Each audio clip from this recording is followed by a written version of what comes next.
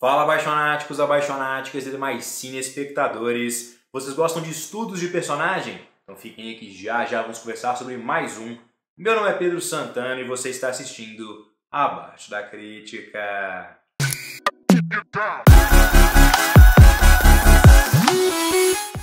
Bom, apaixonáticos, então hoje vamos conversar sobre First Reformed, um filme que acompanha Ethan Hawke sendo dirigido por Paul Schrader. Esse filme então entra naquele ramo de filmes que são estudos de personagem, né? Então, às vezes eles focarem ali no roteiro, na história propriamente dita, a gente acompanha a evolução de um personagem ao longo de um período da sua vida, como acontece em Taxi Driver e Touro Indomável.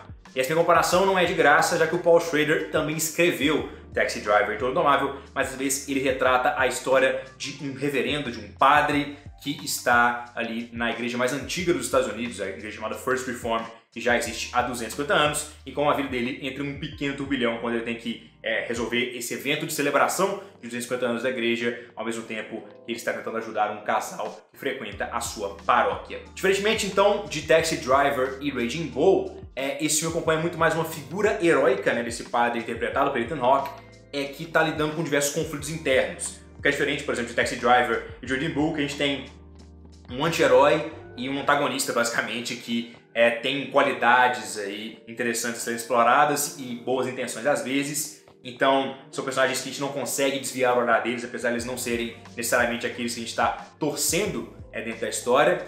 Isso aqui não é o caso em First Reformed. Realmente, do início ao fim, a gente acompanha a trajetória do personagem de Ethan Hawke com um olhar de empatia ou talvez até mesmo de simpatia. Começando aqui pela direção, eu gostei muito do trabalho do Paul Schrader e como é que ele utiliza elementos aí técnicos da sua filmagem para nos dar uma visão diferente da história.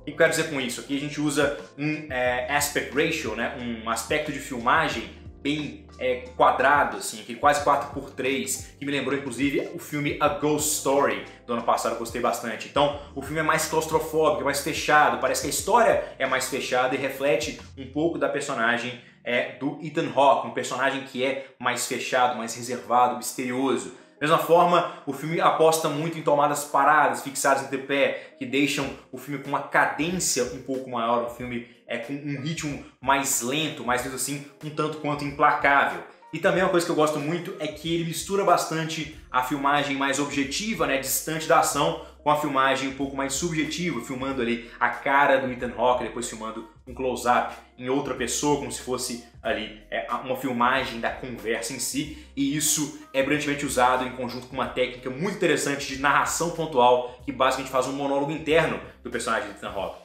Então, em muitos sentidos, esse filme parece mais um livro do que um filme, já que ele acompanha o Ethan Hawke escrevendo o seu diário, né? Ou melhor dizendo, o padre Toller, ou o reverendo Toller, escrevendo seu diário e mostrando um pouquinho da sua vida, ao mesmo tempo que mostram ali no filme os seus pensamentos internos. Realmente é uma maneira muito interessante que o Paul Schrader encontrou de dirigir esse filme, que complementa muito o seu estilo de escrita, que privilegia aí histórias que são contos focados em um personagem e na sua trajetória, e não tanto em uma história e num roteiro, digamos assim. Nas atuações, o Ethan Hawke deveria ganhar um Oscar por esse filme.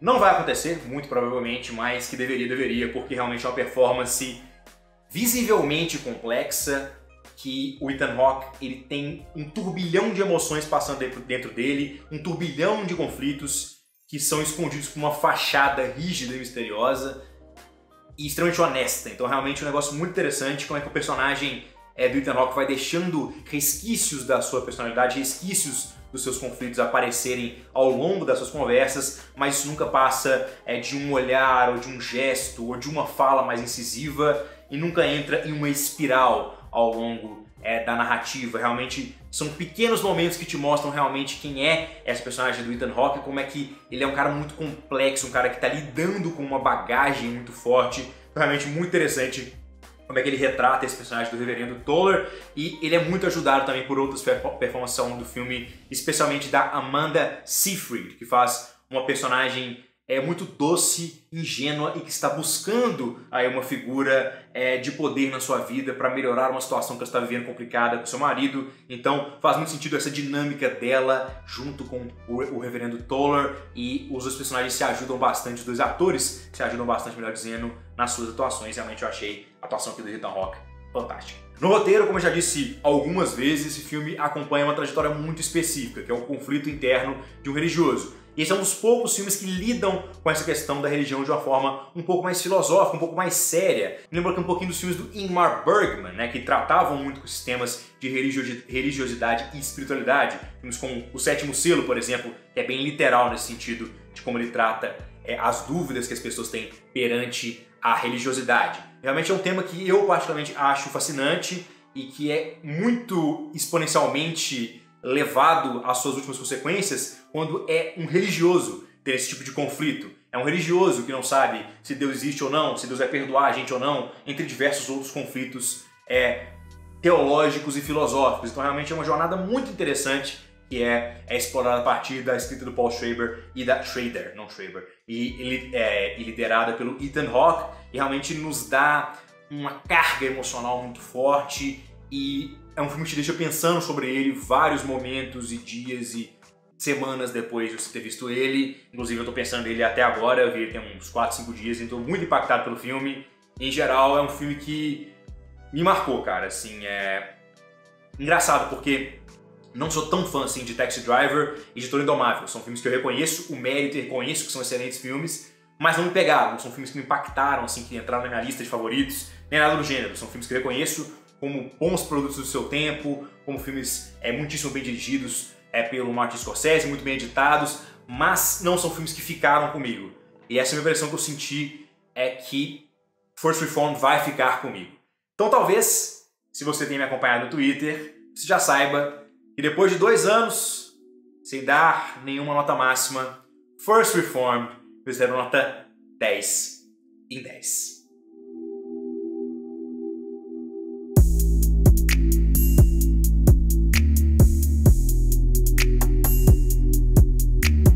Então realmente não é um filme que eu considero que é pra todo mundo, longe disso, assim como os filmes do Ingmar Bergman, não são pra todo mundo, mas pra você que gosta de filosofia, de filmes um pouco mais pensativos, calmos, estudos de personagem, cheio de conflitos e nuances, provavelmente é um filme pra vocês.